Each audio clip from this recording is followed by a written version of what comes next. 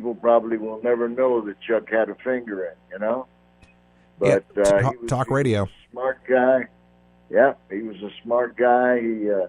He redefined talk radio, man, in the 70s and 80s. I mean, I remember, man, he was responsible for the start of our program, AM Tampa Bay, because WFLA was a music station. And in 1985, a hurricane came by that was lingering off the coast of Florida. It kept doing loop-de-loops up and down the coast, a figure eight. It wouldn't leave. It wouldn't get any worse, but it wouldn't leave. And when that storm first hit, they were evacuating Pinellas County. But there was no station in town that was doing hurricane coverage. I mean, it was like they might give you a little report at 5 minutes past the hour and then go back to playing music. But we got Chuck to come in overnight along with Jack Harris, and they hosted the entire storm overnight and guided people in their evacuation efforts out of Pinellas County. And that was what turned WFLA into a talk station in 1985.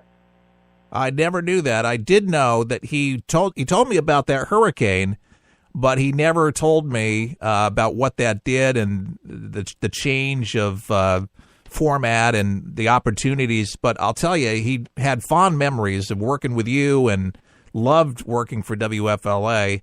And he did remember that hurricane that was just squirrely, as you mentioned. It just wouldn't leave, but it was pretty serious. Yeah, it was a serious time. And there's a situation where he took the bull by the horns. He didn't check with the program director. He just came in at midnight, and they turned off the program that we had coming in at midnight. And Chuck and Jack Harris went on the air all night long. In fact, all the way into the next day. And our boss said, wow. He said, wow, maybe they're onto something. So next thing you know, Jack Harris's program in the morning is no longer playing 2 songs an hour. We're doing pure talk. Wow. And it was based after that coverage show that he and Chuck Harder did. That is unbelievable, and I've never heard it said that way or even close to it, but you would definitely know that. And this was back in 19 what? With that hurricane? 85. 1985, yep. I was 15 when you guys were doing that and revolutionized. Oh, yeah. And look how far talk radio has come since then. All right. I mean, like big time. Big time. Now, how many years did you host the show? 34 years. My goodness. Well, as long as I've been in Tampa, and I moved here officially to get married in 2001, and I've been hooked to you two guys, Jack Harris, Ted Webb, for years. I always likened you guys to like Groundhog Day. So I'm like, these guys could never leave the radio. They can never leave. They're just too good. Yeah, well, I had to leave because of health purposes. We miss you. I ended up having a heart attack in July 24th of last year, and I ended up spending 23 days in the hospital. And in the process, my kidneys were burned out, so I went on dialysis. I've been on dialysis. In fact, I'm on dialysis right now as I speak to you. Well, I tell you, I really appreciate you coming on and talking about your friend Chuck, and that's exactly what we're doing. We're talking about a legend in talk radio, but Chuck had a huge heart. He cared about people, and he had always animals around him. He loved cats and dogs. He used to take strays in him and his wife constantly, and I'd say half of his fortune went towards feeding animals and kitty litter. Oh, I know. But Chuck was that way. Chuck was that way about people too. He had a huge heart. Yeah, people took advantage of that sometimes, though. Great inspiration to me when I first broke into the business, because 1963 was my rookie year. Is that right? He had experience. He had just come down from Illinois, and he sort of took me under his wing and helped me out an awful lot. I never will forget him for that, for the guidance that he gave me when I was just a rookie in this business. And led to a 54-year career, Chuck. Thank you very much, man. I love you. I know you're in heaven. Amen. Those are the good deeds you've done for people, man. So many, too. Great guy. So many. Mark Levin, before nobody even knew who he was on with Chuck in the early days, and the names just are endless, from Pat Show to... Touched a lot of people's hearts and a lot of people's careers, I tell you. I'm indebted to him. He took me under his wing. My dad passed away and immediately came to my rescue and just allowed me to do my thing with him, and grew up because I was a kid, meeting him, and he was smart. He was just a smart guy, and a gambler. I mean, he gambled on his hunches. He had a great feel for the business, man. A great feel for what was going to go over and what was not going to go over. And I tell you, a lot of people doubted him at times. Yeah. He spent a whole career of people doubting him. Big media guys thought he was nuts. Wrong. They thought he was nuts. He spent a whole career proving to them that he was definitely onto something. He proved them wrong, man. Well, 300 plus stations, 60 cable outlets, and the news reporter. He had his own newspaper. From the Telford Hotel. He started in a garage here in Tampa, Florida, with the Sun Radio Network. I remember. I went to that garage. Oh, no kidding. I went to that garage. He had that house right there on the river. That is unbelievable. And that's where it all really kicked off for the national scene for Chuck after he left FLA and then to the Telford. And then it just, he was, second or third to Rush. And according to Talkers Magazine, it was always Chuck on Talkers Magazine because he was just growing so fast. And he got a little hot water with the Clintons because he didn't like this little thing called GATT and NAFTA. I don't know if you've heard of it.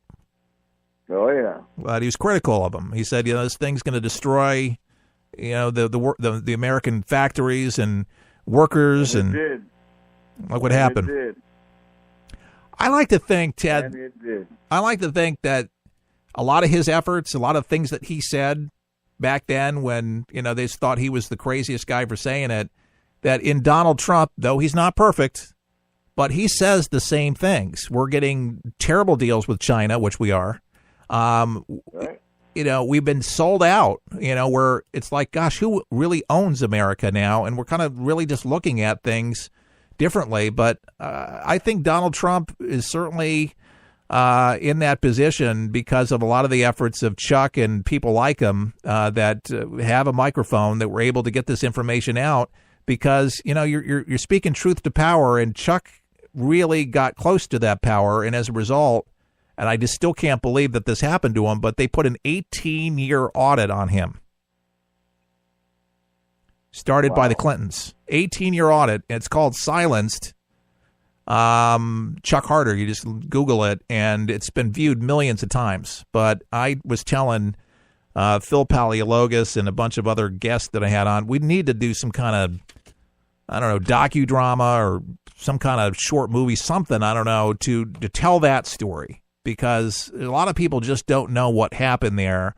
But they took really essentially the greater part of his microphone away from him during that audit, where Chuck had to spend a lot of his own money just to survive. And he was found not guilty of anything that they said that he had done. He didn't do anything wrong. But they did that to be nasty because he was telling the truth on the air. And he had, so many radio stations, and they just hated him. Well, Clinton was known for weaponizing the IRS. I mean, he wasn't the first president that did that. I know that Dick Nixon used to weaponize the IRS too, and get audits done on political opponents. And I'm sorry it happened to Chuck, but 18 years is just unimaginable. You're right. Somebody should do a movie on that. It really, and I got to work at the Telford and witness, CNN coming down, trying to do takeout pieces. I don't know if you remember the correspondent's name was John Camp, back in the 90s, and I don't know if you... Oh, yeah. But they did terrible pieces to make Chuck look like he was part of the militia, that he was one of those guys, a fringe right. And Chuck wasn't. He just... People listened to him, and just because he got listeners that might subscribe to, militia groups didn't make Chuck a militia. But it's amazing. Absolutely. You know how people will paint you because you're a conservative. Oh, you're one of those. You're one of those guys. Yeah, I'm a deplorable. I've spent a lifetime fighting that. I still get angry emails, and I haven't been on the air since July 31st. And furious that you would even remotely put you there. He's a misogynist, and he's a bigot, and he's a anti-Semite, and I'm like, God, really? How do you know these things? How do you pin that on him? And, if you ask him straight questions, they have no answers. No, they can't answer that. I mean, it's just part of an agenda. It's Stalinism. That's a Stalinism trait. Destroy your opponent however way you can. They're pretty good at it. They're excellent at it. I'll tell you that. They're excellent at it. The extreme left of this country scares me to death. Yeah, we want to talk about fake news. It's once in a while, just do it, just so I can kind of get a good dose of what CNN is putting out there. But you want to talk about the propaganda that the North has been putting out for their people about, the West. That is a propaganda machine, if I ever saw one. Huge propaganda machine. They and MSNBC battled it out to see who's going to put out the best propaganda. It's just garbage. And really, I try to say, is there anything newsworthy? Is there anything? Okay, there was a car chase on I-80. All right, there's some real news. They told the news. That was good. But a lot of it's just their agenda and making up things. They literally make up things or stretch things out and just, suppose that he does these things. And the snarl in their voices is just pure, unadulterated hatred for Donald Trump and for anybody that voted for him. Oh, yeah. I mean, it's huge. It's huge. They hate Trump. They hate Trump with a passion, and they hate anybody that voted for Trump. And I voted for Trump, and I'm not shy about it. I was very open about it on the air. And boy, you get some of their plant callers calling in and really trying to take you down a notch or two. Well, they don't like Roseanne now on ABC. I mean, oh no, who would have thought that Roseanne would come back and look at the ratings? No, huge. Look at the ratings. That should tell America something. They're talking about bringing back the program with what's the kid from what's his name? I'm trying to think of his name, but he's from Detroit.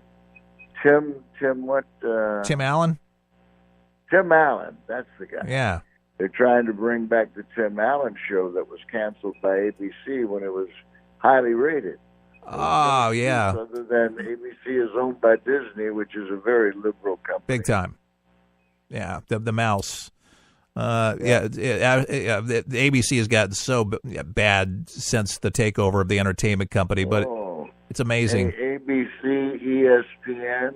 That's why ESPN's ratings are in the dumper, because ESPN turned PC and made their programs too political. I mean, they were using every vehicle they had to try to get an agenda across. I don't think they care now. I think that they just, the company will let them go into the let them bleed.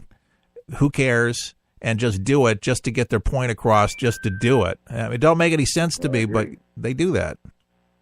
I agree. I'm telling you. It's nonsense. But let me ask you a question. And since we're talking a little politics here, a little talking about Chuck Harder and learning some things, too, that I did not know that you guys went that far back, and about AM Tampa Bay, which I've been a huge fan of your show and your efforts and everything you guys do. Love the broadcast. The synergy between you two was timeless. There's no replacing that. You can go a different direction, but you guys were definitely very special. And that was something truly, in my opinion, meant to be. And the testament is you guys kept your gigs. We worked hard, man, but we had a lot of